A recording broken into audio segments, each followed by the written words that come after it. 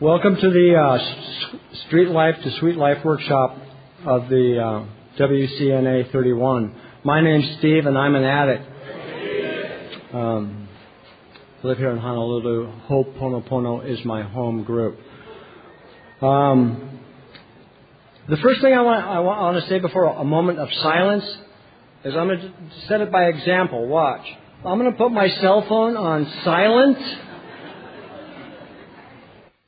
Please be courteous to our speakers.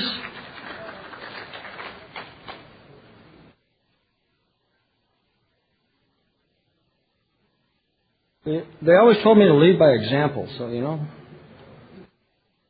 and we're good. Can we please open this meeting with a moment of silence followed by the Serenity Prayer?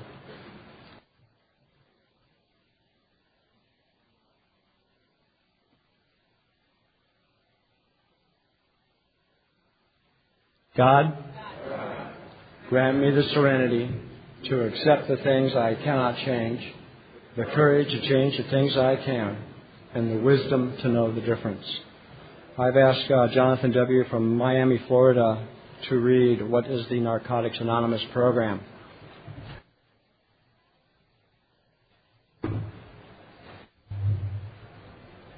I fooled y'all. Y'all thought I was the speaker, huh? I'm an addict named Jonathan. What is the NA program? I'm the Narcotics Anonymous program. NA is a nonprofit fellowship of society of men and women for whom drugs have become a major problem. We are recovering addicts who meet regularly to help each other stay clean. This is a program of complete abstinence from all drugs. There's only one requirement for membership, the desire to stop using. We suggest that you keep an open mind and give yourself a break. Our program is a set of principles written so simply that we can follow them in our daily lives. The most important thing about them is that they work. There are no strings attached to NA. We are not affiliated with any other organizations. We have no initiation fees, no dues, no pledges to sign, no promises to make to anyone. We are not connected with any political, religious, or law enforcement groups, and are under no surveillance at any time. Anyone may join us regardless of age, race, sexual identity, creed, religion, or lack of religion. We are not interested in what or how much you used or who your connections were, what you have done in the past, how much or how little you have, but only what you want to do about your problem and how we can help. The newcomer is the most important person at any meeting, because we can only keep what we have by giving it away. We have learned from our group experience that those who keep coming to our meetings regularly stay clean.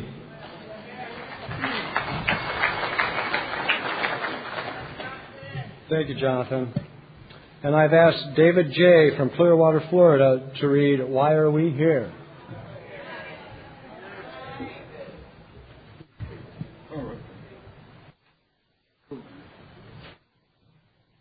Hey family, my name's David and I'm an addict. Hey family, this is why we're here. Before coming to the fellowship of NA, we could not manage our own lives. We could not live and enjoy life as other people do. We had to have something different, and we thought we had found it in drugs. We placed their use ahead of the welfare of our families, our wives, husbands, and our children.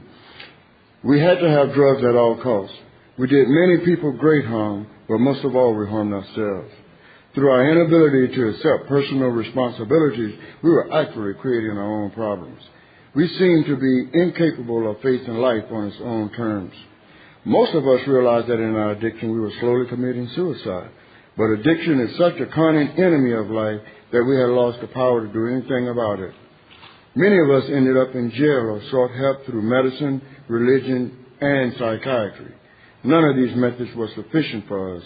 Our disease always resurfaced or continued to progress until in desperation we sought help from each other in Narcotics Anonymous. After coming to NA, we realized we were sick people. We suffer from a disease from which there is no known cure. It can, however, be arrested at some point and recovery is then possible.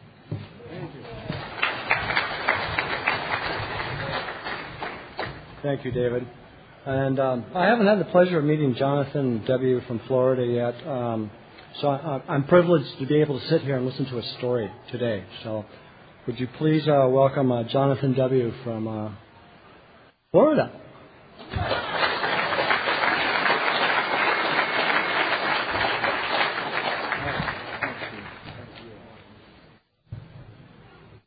Good afternoon. My name's Jonathan. I'm an addict. Can we just have a brief moment of silence for our brothers and sisters in New Orleans, those that made reservations for the convention and due to unforeseen circumstances they couldn't make it or lost loved ones, so we can have a moment of silence at this time.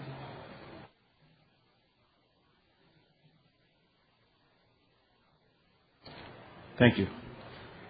Again, my name is Jonathan. I'm an addict.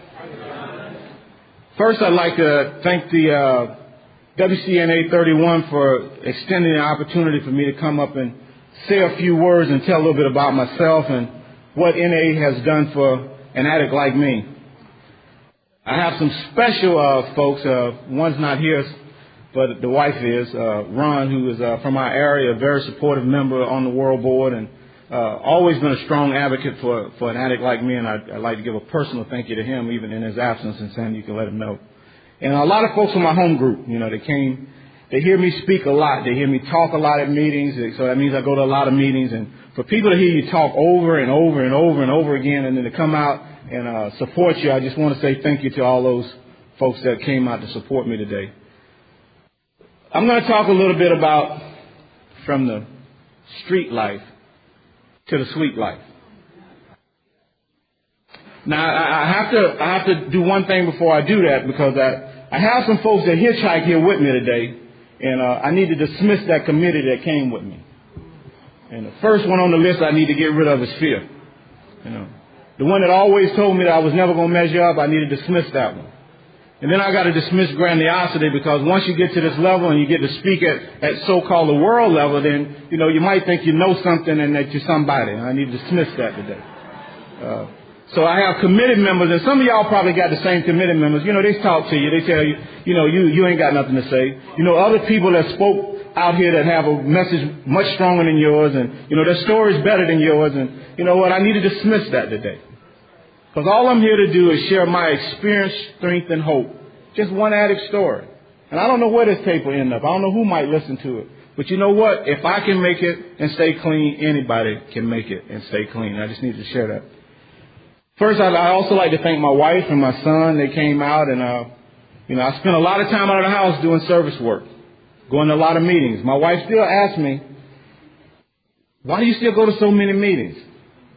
But if I ever take that pocketbook and that checkbook and start smoking up the house and the cars, I know that question won't ever come up. But the flip side of that coin is that I also know that there's a responsibility and an obligation, and I can hide out behind that and not spend time at home. And I want to thank her for the opportunity that she allowed me to come out and do things and spend with the newcomer and take hours away from my family that I could be doing with them and doing with somebody else. So I just like to say thank you, and I love you. I want to say that.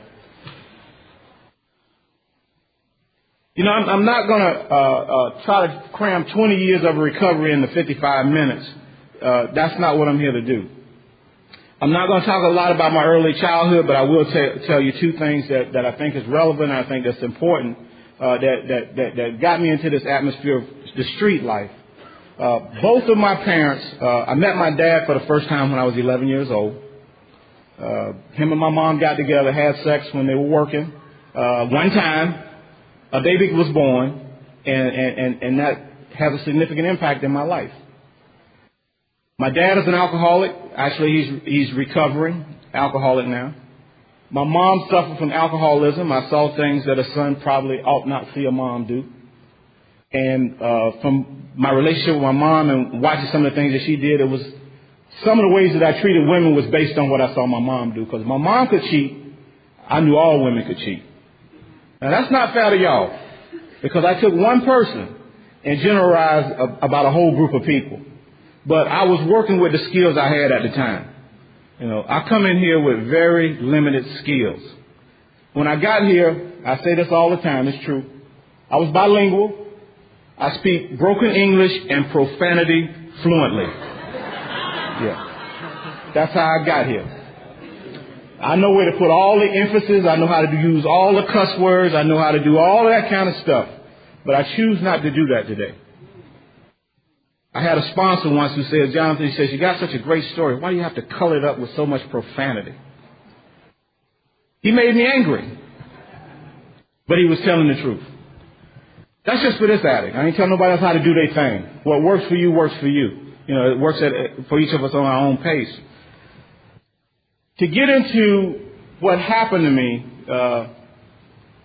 growing up without a dad, growing up in a violent family, my uncle was a very violent man. That was my male role model. He didn't believe in snitching right off the bat. Matter of fact, my first lesson was I came home one day and he was having sex with a lady in my bed, and I wouldn't go to sleep in that bed because they had sex in that bed, and I wasn't going to sleep in that bed, and I told my grandma, and she got on his case, and he came and jacked me up that night and told me, don't never eat cheese. That's what he told me. You don't never snitch on nobody. You don't never tell. That stuck with me. And he didn't play the radio. My uncle was killed a few years later. That was the first funeral I went to. I was 12 years old, and he was murdered. He lived hard. He died hard. My mom, in her addiction, she was rough. She shot people. She was cut. She got cut. I grew up around that kind of stuff. My biggest thing that I grew up with most was fear. I grew up with a lot of fear, and I covered it up with everything else. I told her the pistol, but it wasn't because I was bad. It was because I was afraid. If I ain't have it, you might hurt me. I'm going to hurt you first. That's the way it went. I grew up with a lot of fear. I grew up with a lot of insecurity.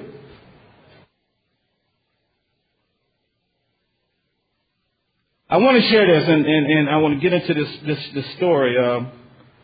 I went through the whole deal, joined the military, got married for the first time, cheated on my wife, did a lot of drugs, sold a lot of drugs, and in 1981, I got busted.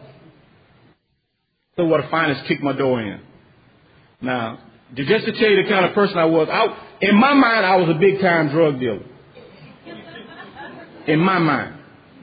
You know, and it wasn't no big deal. I mean, I was making a little bit of money. I was working at Florida Power, and I wasn't cashing my paychecks, and I made more money on the streets than I was on my job, and I was a big-time drug dealer.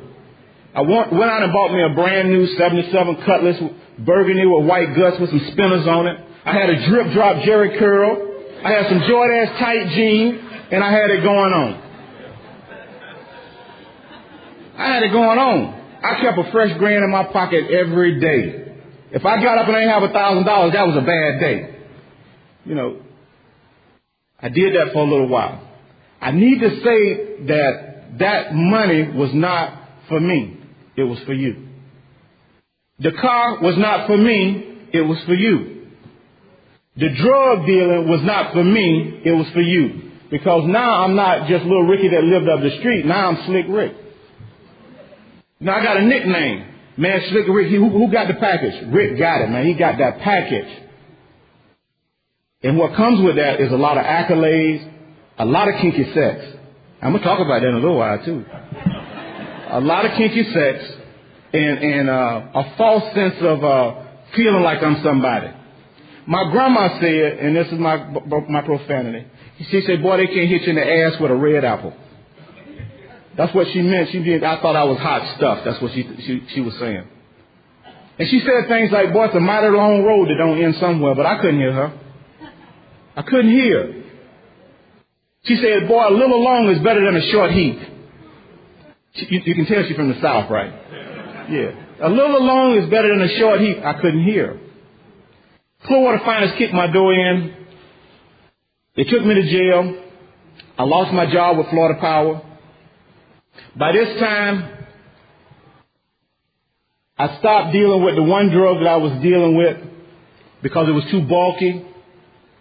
And I started dealing with a little drug that was a little more easier to manage, and you can make a lot more money faster. Then Richard Pryor caught on fire. And I wanted to know why. And for the next 4 years, I did what he was doing when he caught on fire. Ain't that crazy? But that's what I did. For 4 years. Every day, I sought ways and means to get more.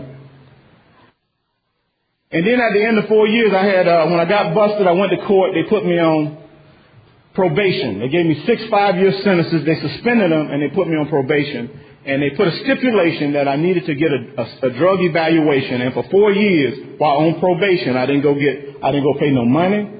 I reported once a month, and I used the whole 4 years of the 5-year probation. And what I found out later on was my aunt called down and told the people that I was not abiding by any probation. I was getting high, and would they do something? And after 4 years, they came. They changed my probation officer. I went down to visit this new probation officer. She sent me to get a drug assessment, and the verdict came back that I needed to go into an 18-month residential treatment program. And that's what I did. I entered a residential treatment program. I stayed there for 4 months. They introduced me to meetings at that treatment facility. They took me to 2 kinds of meetings. I don't have to tell you which kind they took me to. I'm going to try to be obedient to the traditions. They took me to 2 kinds of meetings. And what impressed me about both meetings is that there were people from the outside that came to those meetings on Friday nights and Saturday nights when they could have been anywhere else. They would come into the meeting and talk about things that applied to my life that I didn't want to hear. I got clean on accident, y'all. Y'all ain't following me. I was trying to duck them 6 5-year sentences. I was being obedient to what the people told me that I needed to do. They sent me to meetings, and I was half listening because I sat on the back of the rows. And at the end of the meeting, 3 or 4 or 5 o'clock in the morning, these little voices would say, "You know, the stuff in the meetings that people are saying is true. You know, you got 3 kids at home, and you're in treatment, and what you do, you're the example for them. You know, kids are going to do what you do, not what you say do." And I used to listen to the little voice, and it just used to keep me awake at night. And I stayed there for 4 months in that treatment facility. And then, like any good addict, you had to be voted in. You had all of the other residents had to vote you into this treatment facility. And at 4 months, I told them I got all the information I needed. I went to meetings. I'm clean for 4 months. I don't think I need to be here. So they voted me out. And I went to visit my probation officer, and they sent me to jail. And I sat in jail for 4 months without a bond. And I'm going to tell you, God's address is, I don't know about in y'all town, but it's on 49th Street where I live at. Because that's where I found God, in jail. You know, I went to the meetings in jail. They only had one kind of meeting in jail. And I went to that meeting. And I would listen. And one night, a voice spoke to me and said these words. It says, "I lived, I loved, I laughed. Then trouble came, I stumbled and fell. It seems the life I was living was taking me straight to hell. I even ended up going to jail. I was a self-made man with women and wealth, but I was ruining my health and killing myself. I didn't know then where to begin, but it was obvious I couldn't do it myself. Then, like a boat, God gave me a jolt of his everlasting love and care. You see, I knew it was him because my life was so dim that only he could show me the way. He showed me I was finished, but didn't diminish the pleasures I seek as a man. He said, turn over your life and make sacrifice, and I will show you the way." Before that time, roses are red, violets are blue was the best I could do.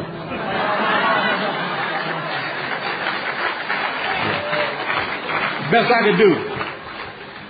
And you know what? I would like to think y'all clapping for me, but that's God working in my life. Doing for me what I can't do for myself. God met me at the level of my needs before I was even ready for him. He's awesome.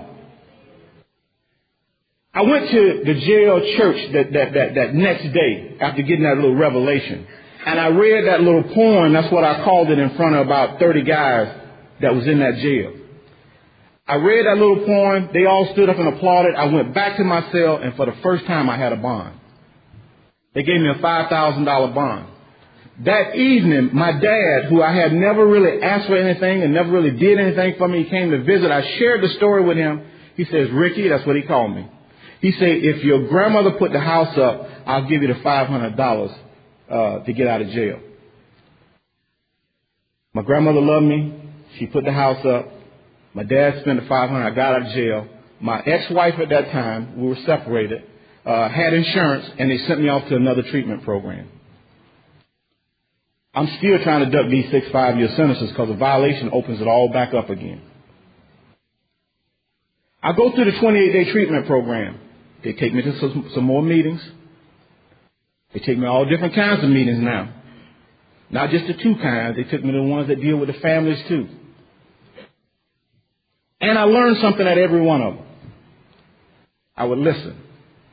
And I would get stuff out of it. The difference in that treatment center and the one that I was in before, the first one was a very confrontational, direct approach, like right out of the bucket. I can handle that. I have a defense for that. You give me some grief and you get in my face, I can cuss you out and I get back down with you. The second one, it came from a whole nother approach that I didn't have a defense for. You're not a bad person trying to get good. You're a sick person trying to get well.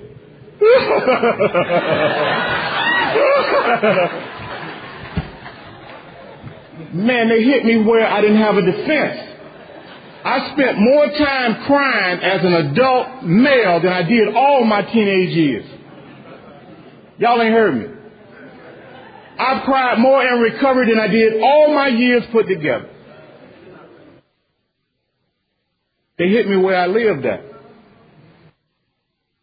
But it broke down and the fences so smooth and they were out of the way, and the guilt creeped up in my life. The guilt that I had spent all my money on drugs and none of my money taking care of my kids. But I said I love my children. The dope man got all the money and all the time. And when I came to the realization that I love drugs more than I love anybody, that was a hurting thing for this addict. And I got in touch with it. And I grieved it. My jeans were shining.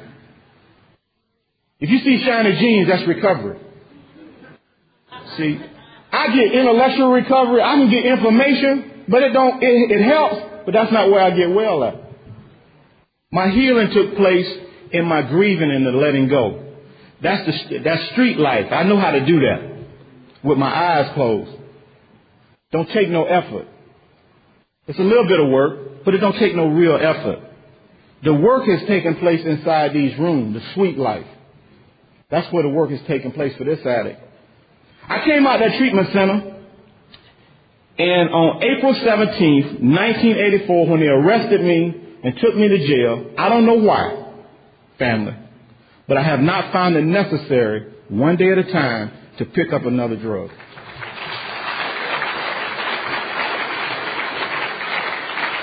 Now, I say that's before I even have a program. And I wanted to get high every minute of every waking day for about the first 18 months. Thought about it every day. Wanted to get high every day. I picked up a new drug of choice, though, which was the first drug of choice, really, and that was sex. Did y'all want me to talk about it? I'm going to talk about it. That was my first drug of choice. And in recovery, I was doing well. I beat the 6 5-year sentences. I did 365 days on that 5-year bid because the judge suspended my probation. He gave me 365 days in the county jail. That was my halfway house, y'all. Y'all hear how God was doing for me what I couldn't do for myself? He knew I wasn't going to go back to my neighborhood and do the right thing. He gave me 365 days to get some time under my belt before they sent me back to my neighborhood.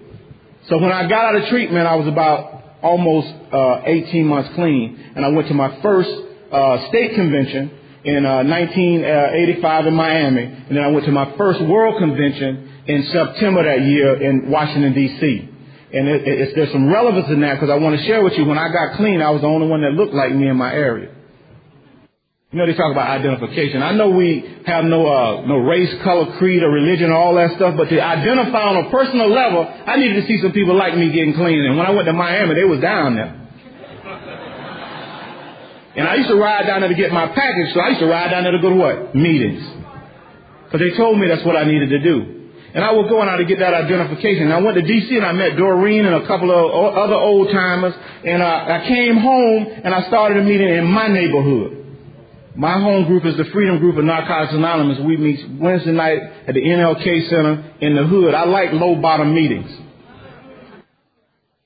See, them other kind of meetings, I go to them and I get information from them, but I like them gut bucket, low bottom meetings where people going to jail and doing that stuff that I used to do because it keeps me fresh. It keeps me fresh. It lets me know where I come from and where I can go back to. I'm talking about in a heartbeat. See, I'm not 21 years away from where I used to be. I'm one arm's length, one bad decision from where I used to be. I know that today. This sweet life, I'm going to speed it up. I want to talk to you about the sweet life. I kind of laid the groundwork to talk to you. I'm going to talk about that sex thing. I ain't going nowhere from it. I'm going to talk to you about that. All right? I'm going to talk about that. This sweet life. I told you I smoked my family. I didn't pay child support. I got a son. He's 26 years old. He's doing his second bid in federal prison. He did 4. He came home on controlled release, caught another case. He's doing 9 on this bid. He still holds me responsible for not being there for him like I did with my dad.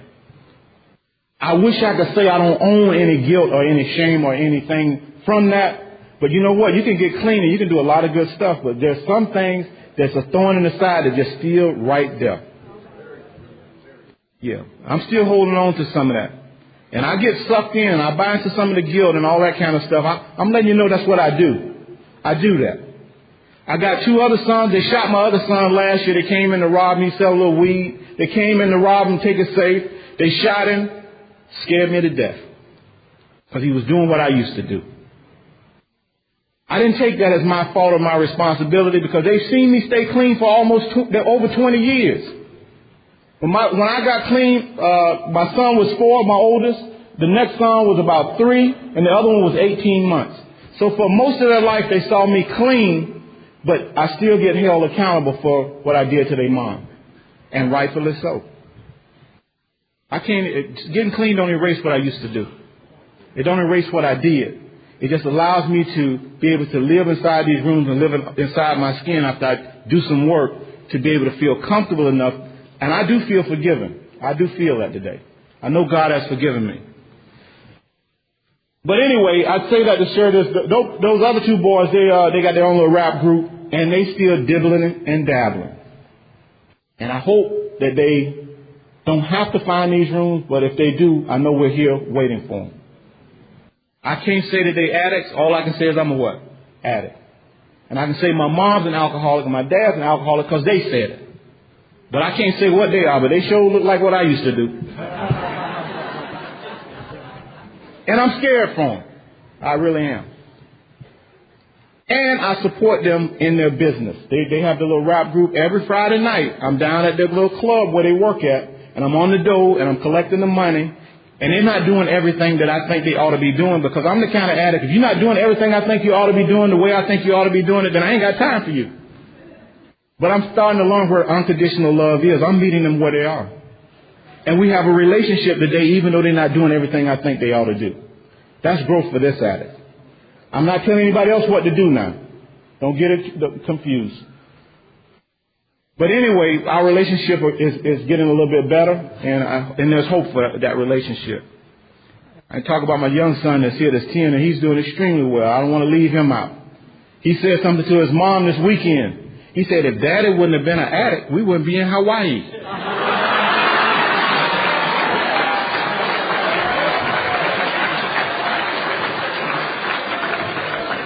He ain't hardly lying. But I don't want him to think that that's what he has to do to be successful. You know, God has done for me what I couldn't do for myself. What I was doing to destroy myself, he's turning around and giving me a fellowship to turn it out to make it good. Not everybody get that opportunity. Because a lot of my friends are either in jail for the rest of their life or dead. To speed this thing up, dealing with talking a little bit about my family, I want to talk a little bit about this sweet life. At 3 years clean, I got a sponsor in Narcotics Anonymous. I didn't always have a sponsor in Narcotics Anonymous. I was an alcoholic right? I made people mad in my area. They would never let me talk at a meeting. I couldn't be on certain committees because I went to 2 fellowships. I understand that today. I didn't understand it then. I do understand. I love Narcotics Anonymous. This is my fellowship of choice. I go to Narcotics Anonymous meetings. I don't go to other fellowships today. I come to this fellowship because I feel loved here. I feel embraced here. But for a lot of years, I was an alcoholic ander.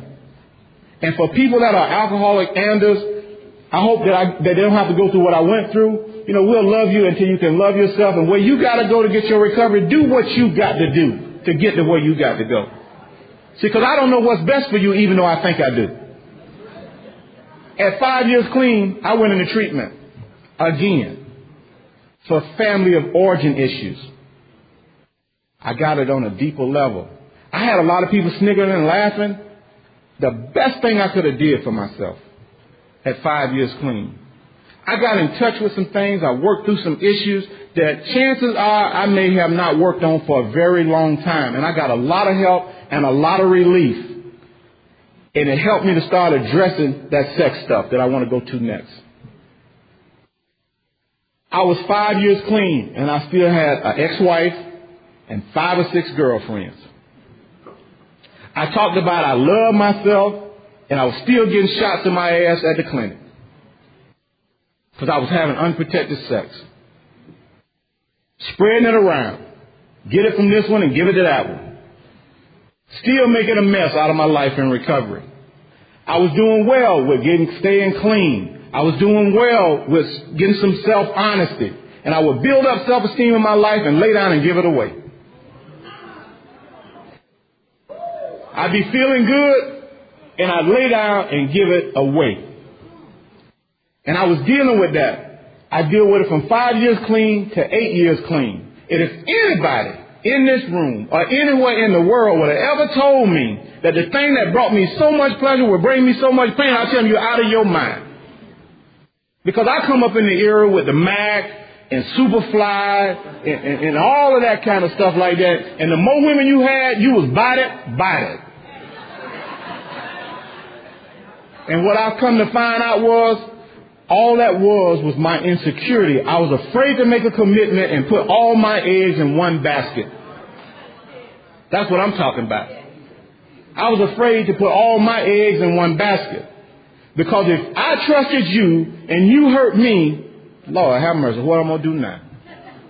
What am I going to do? And I went into fetal position. We have a group of guys that we go into relationships, and when we end up on the couch. We call it fetal. We gave it a name. Get depressed, can't eat, can't sleep. All I can do is obsess on my drug of choice and who she with and who she doing it to and how she doing it, and it's better than how I was doing it, and the list goes on and on and on. My sponsor said, Jonathan, you'd be better off if she was dead. You could grieve that, but just to think that she's with another man, you can't handle it. And it was true. 8 years clean. I was at a midnight meeting, New Year's.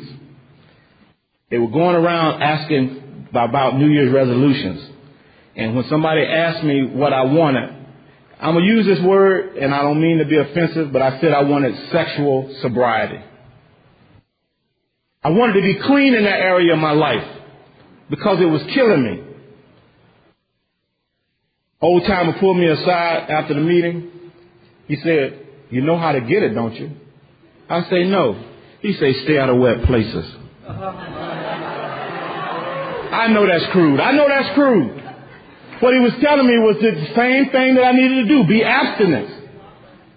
He told me to be abstinent. I didn't know how to do that. I could stay in my bed up until about 1 o'clock, and I could share real good in meetings, right? But 2 o'clock in the morning, I'm knocking on somebody else's door. And after them 5 minutes up, I said 5 minutes, I meant that. Yeah, after them 5 minutes was up, I'm gone. It was only enjoyable for the time, and then as soon as it was over, see, you ain't shit, you ain't never been shit, and you ain't gonna never be shit. That's what my disease would say to me. You go to that meeting, you talk all of that stuff, and look how you're living. I stayed out of those places. I stayed on my couch. I got with my sponsor. I wrote about what I was feeling. I talked about what I was feeling. I got some humility through my humiliation. And I got some freedom from that. And I stayed out of those relationships, and then I met my wife probably when I was about 10 years clean. And I've been with her for 13 years. And I've been, 13. Yeah, thank you.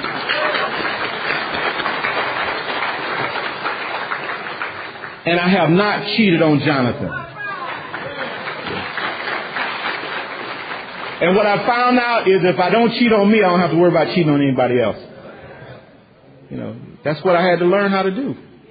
Now, I think about cheating every day. That ain't going nowhere. The lust, I'd be looking. She saw me the other day talking about, what, you looking at that girl dress. You like looking like what's up under it. You know, like, so you know how we get them looks. I still lust. I just don't act on what I look at today. So that's progress rather than perfection. I might get that other stuff later, but my sponsor told me to say some of your character defects, John, are going to die 20 minutes after you do. Yeah. It say God could and would as he was saw. It didn't say when, though. You know what I'm saying? I've been dealing with those issues, and I feel real good in that area. And I build some self-worth, and I build some self-esteem. And as a result, in my area, I feel a lot of love in my area. From the men and from the women. My friend Jeff down here is one of my best friends. He just went through what I went through about a couple years ago. And I watched it. I'm not going to tell his story. But based on what I went through, he reached out and called me. And I've watched his life transform as a result of getting into the steps and then another man into his life. See, because one of the things is, I thought if I trust men because of where I come from, I'm judgmental, I'm critical, and I'm opinionated, and there was no way I was going to let another man into my life so he could judge me and find out that I had these weaknesses. Today I'm vulnerable. I don't mind. Today I'm sensitive, and it's okay. Today I try to be open, and today it's all right. But that's not what I was raised. That's not the code I was raised on. I was raised on the code of you don't let your right hand know what your left hand doing. Today, I don't care. I share my story from the podium. I share it with my sponsor. I share it with my sponsees. My son's probably hearing more than he needs to know, but he's here today, and he's going to hear my story because he's here. Because I don't want him to make the same mistakes that I made. And I think he can handle this information. I think it's going to be all right for him. Oh, how much time do I have? 55 minutes? And that is how much? Okay. I don't want to go over, but I do have a couple of other things I want to share with you. At 5 years clean, I went through that ordeal, up to 8 years clean. Then I met my wife at 10 years clean. And I met my wife on the college campus. I met her at college. Now, I'm a D&F high school student. I started getting high early, like ninth grade, got behind, and I made F's in PE, and I was an athlete. I made F in band, and I played music. Because dope don't let you do a lot of stuff. Because you're too cool. You don't show up for appointments. You miss things that you're supposed to be going to, and the grades fall. I wish I could say that them D's and F's on my report card didn't affect my self-esteem, but it's true. When I made A's and B's, look what I made. I can show you. I made D's and F's. You better not touch that report card. You're going to have to fight. You pick that card up. You got to fight. Because I don't want you to know I'm dumb. And I thought I was, too. I ain't going to lie. But anyway, I went out to the college in 1989, and I took the placement test. And they told me that I wasn't college material. That was no brainer. I barely got out of high school. But I took the remedial courses. I started with arithmetic. I started with spelling. I started with grammar. And they gave me an S for satisfactory or a U for incomplete. So I got all S's. I didn't even get a real grade. I'm paying money for college. I'm getting S's. Like kindergarten, first grade, you know. But I got the S's right. So what that did was they gave me the prerequisites to start school. You know, I went to school 5 years, part-time, while working full-time, right? I graduated with most outstanding student at St. Petersburg Junior College in 1990. Yeah, thank you. God is good. I graduated most outstanding student. They recommended me for the highest award at the college, which was the Apollo Award, which I didn't get, and I was all right with. And the provost of the college put in a recommendation through the Robert Woodson's Foundation in Washington, D.C., for me to go to the Achievement Against the Odds Awards, because I started meetings on campus, because at school, I still needed to go to meetings, and it was a selfish move, because I wanted to have a meeting at school, so I started a meeting so I could have a meeting at school and go to school at the same time. And they thought that was noteworthy, and they sent me to the White House, and I met the first President Bush. I shook his hand in the Rose Garden, and I like to think from the jailhouse to the White House in less than 5 years.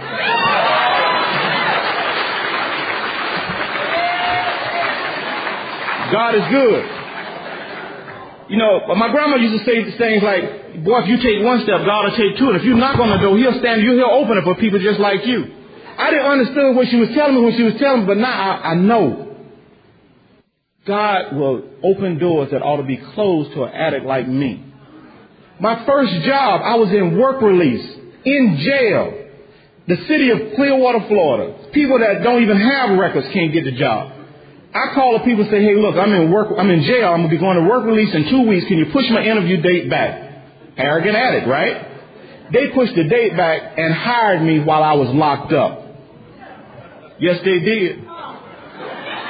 Now, on that job, a couple of my partners that I used to deal with and get high with, now when I got that job, guess what they thought I was? I'm the police. They didn't see it coming. I'm the police. So now I got to deal with that on the job. So when they want to go off and smoke their weed, they ain't going to disclude me because I'm the police. God was doing for me what I couldn't do for myself. They meant it for evil, he meant it for good. So they didn't do certain things around me, and I got the job, and I stayed there for 3 years. And that little voice that I told you about told me to go out there and go to that college. I was in a ditch. I was waist deep. I used to dig holes in the ground. I worked for the gas department. In the cold, in the rain, and all of that. They paid good money, vacation, benefit. And when I told my grandma I was going back to school, she said, boy, you done lost your mind. You got that good city job, and you finna quit. Talking about going back to school? That's what she said to me. I told her I had to. I got my degree in substance abuse and human services with an emphasis on substance abuse. You know, when we get clean, we all want to be counselors. You know what I'm talking about. You know what I'm talking about. All right, I'm one of them. I'm one of them. I think I got something to share. So I got that, and my first job, on my way to that World Convention, I met this guy. I called him yesterday and just told him thank you, just out of the blue. I was just so full. The man hired me to be a substance abuse counselor with no experience, none of that, in 1988. I'm a hot 18 months clean. I'm out trying to give it away. And carrying the mess, that's okay. I was carrying the mess at that point, but that's okay. I got the opportunity. I worked for this man, got a good job. I went to school for another 2 years full-time while working part-time, and I graduated as Bachelor of Social Work Student of the Year from the University of South Florida. You see the progression? 1 degree is too many, 1,000 is never enough. You know the success and stuff can work for your benefit and recovery. You understand that, right? But anyway, I graduated Bachelor of Social Work Student of the Year, 3.75 GPA. My language cleared up. I got a dictionary. I got a vocabulary. I started learning some words like plethora, pontification, I learned some big words, and I thought I had arrived. I thought I had arrived. I started doing some good stuff. I started getting some recognition and some support from my area. I sponsored some people. The same H&I got involved with H&I. I started carrying message. I was a GSR in my home group. I did a lot of service work. I want you to understand that. It just wasn't something that was easy, including going to meetings. There was never a time in my recovery that I have not gone to meetings. I want to make that clear. Because we got that line, sociable acceptability does not equal recovery. You know how you say that. And I got some socially acceptable things, but I have never not gone to meetings. I may have stopped going 7 days a week and cut down to 3 days a week, but I've never not gone. And as a result, I haven't had to go back out there and experience that misery. It's but for the grace of a loving God. But anyway, as it was staying, I got a job as a juvenile probation officer. Right? Did that for 3 years. Yeah, it's a convicted felon, with all that kind of stuff. And at the end of that 2-year period, there was one of my teachers, a research teacher, and I applied for clemency. And I sent my paper to Governor Lawton Childs, to the governor's office in Tallahassee. You know them people gave me a full pardon? Yeah. Give God a hand. I'm talking about that. Yeah. Give God a hand. Them people gave me a full pardon. My wife was with me. My wife said, somebody in the back row, she said, the lady praying out of her spirit. I don't know who the lady is. See, God will put people around you that will pray people in the right position. I believe that. The governor said, no, it hasn't been 10 years yet. It's been on about 8 years. And I remember Butterworth, whatever he is, he said, Your Honor, Governor, this man has done a lot of good work. He said, if anybody's worthy, he is certainly worthy of it. The man signed the paper. Not only did he give me a pardon, but he said I could tote a gun and everything. I don't own a pistol. Because there ain't nothing in my house I don't use. You hear what I'm saying? I don't own a gun because I know me. I'll use it. Over some dumb stuff. I don't own one. But anyway, I took a year off and I went to school for what? 3 years part-time while working full-time and got my master's degree.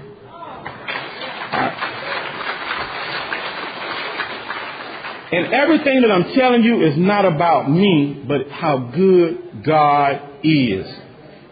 Don't get it twisted. Don't sit here and think that I'm glorifying what I've done, because I truly believe when I took one step, God took the second step. And I truly believe that I knocked on the door and He opened doors that ought to be closed to an addict like me. I believe that today. I went through that whole ordeal, got those degrees. Every time that I got a different degree, my pay jumped up. I don't know how to act with money. I went out and bought me some chains. My wife went out and bought a little sports car, got 2 seats in it, we got a nice home, we got some nice things. As a matter of fact, I bought a second home. I came in here dead broke, y'all. Dead broke. You know what I'm saying? Wanted my mom to come to the convention, but instead I brought my goddaughter, and then her sister came along. But that's the benefits of staying clean. That's that sweet life. And I'm talking about when I get back, I ain't got but a little bit on the credit card. The rest of it paid for. Paid for it early. It's good. It's manageable. Now I got to share this because I wouldn't be. I don't want anybody to think that it's all peaches and cream. About 2 years ago, I don't even want to talk about this. About 2 years ago, they opened a little casino in my neighborhood. Yeah, about 2 years ago. Actually, it ain't my neighborhood. It's in Tampa. It takes me 30 minutes to get there.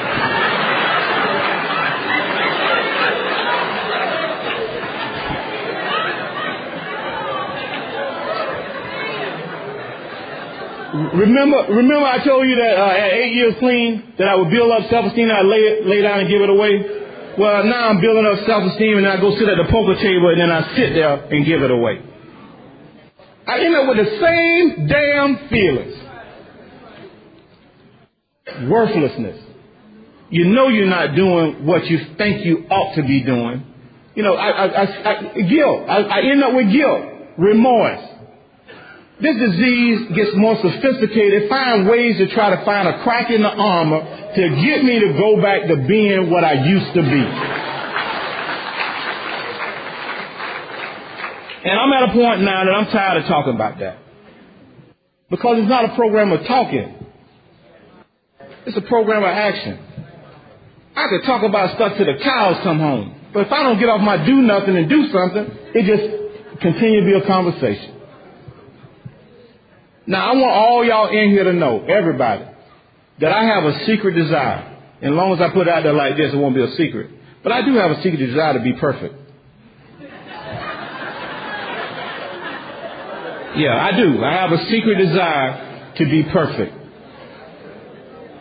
But the truth of the matter is, no one among us has, and see, that's my clause, right? That's a clause. No one among us has anything like perfect adherence to these principles, so it allowed me to stay effed up. But I know better today. I know when I can do better. I won't ever be perfect. That's the goal, is to strive for perfection. And I'm not satisfied with the progress today. I need to get on that and do something with that, saying I need to do that. I need to say it out loud. I need to make something happen with that. And my sponsor probably wouldn't want me to say nothing about that. He said, Jonathan, he says that, you don't stop eating, do you, if you got a problem with food addiction? He says, if you're going to do something like that, you set a time limit on it, and you give it an hour, and you put a dollar amount on it, and you let it happen. I can't do that. That means that's addiction. When I don't have control, that's addiction.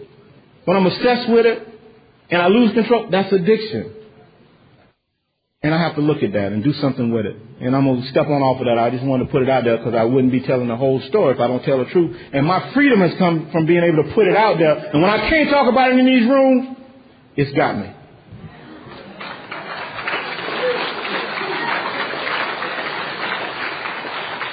In closing, because y'all been patient and I really appreciate it, I went to the bathroom 3 times before I came up here to speak. I hadn't had them butterflies. You know how you do before you cock? I hadn't had them in a long time. I had them. They gone now. But I had them prior to this meeting. And it's really because I still have a desire. I want to impress y'all. I want to have something powerful to say.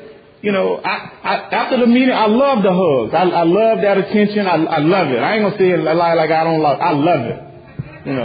I love being liked. I like that. It's important to me what you think.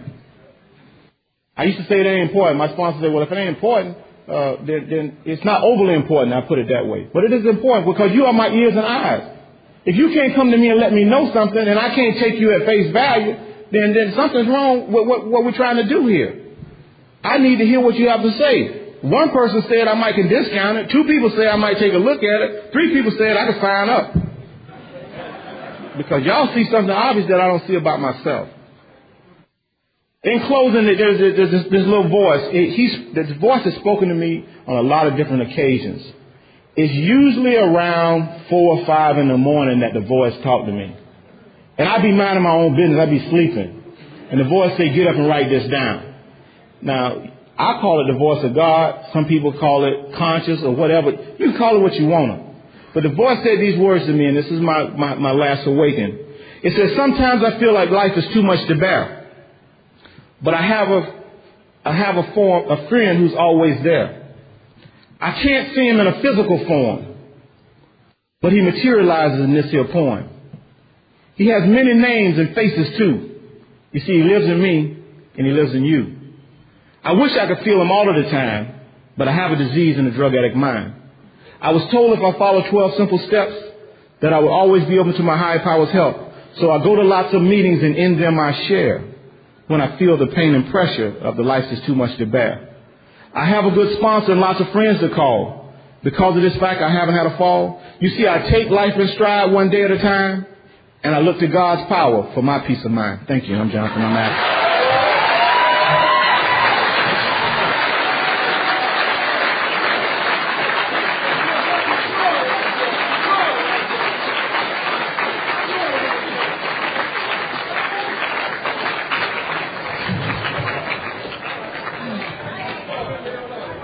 Oh, wow. Let's thank Jonathan for speaking one more time.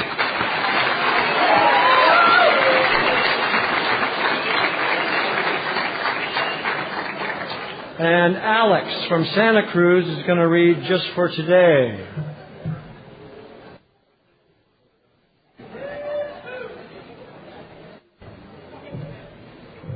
I'm Alex, I'm an addict. Just for today, tell yourself. Just for today, my thoughts will be on my recovery, living and enjoying life without the use of drugs. I will have faith in someone in NA who believes in me and wants to help me in my recovery. I'll have a program I'll try to follow to the best of my ability. Through NA, I'll try to get a better perspective on my life. I'll be unafraid. My thoughts will be on my new associations, people who are not using and who have found a new way of life. So long as I follow that way, nothing to fear.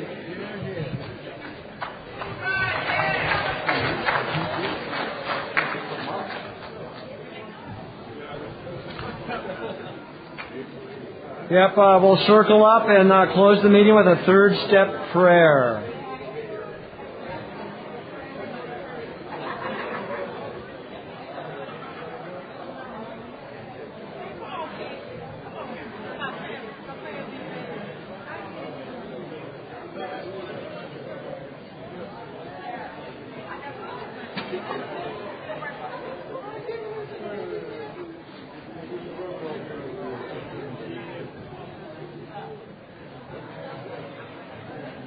This is the hardest thing we always do at the end of the meeting. Man, making a circle is tough stuff.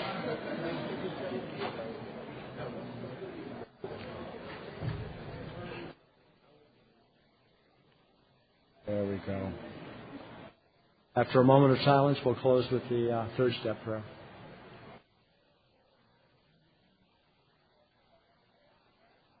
Many of us have said,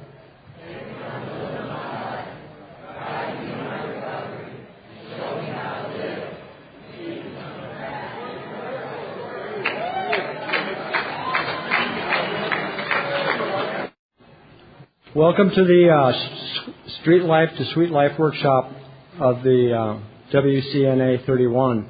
My name's Steve, and I'm an addict. I live here in Honolulu. Ho'oponopono is my home group. The first thing I want to say before a moment of silence is I'm going to set it by example. Watch. I'm going to put my cell phone on silent. Please be courteous to our speakers.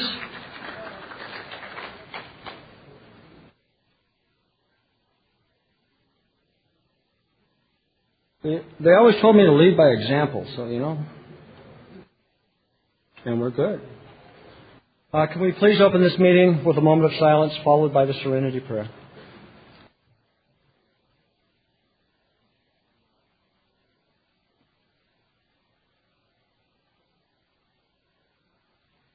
God, grant me the serenity to accept the things I cannot change, the courage to change the things I can, and the wisdom to know the difference. I've asked Jonathan W. from Miami, Florida, to read what is the Narcotics Anonymous program.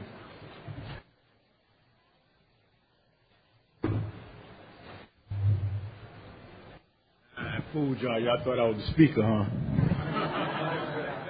I'm an addict named Jonathan. What is the NA program? I'm Narcotics Anonymous program.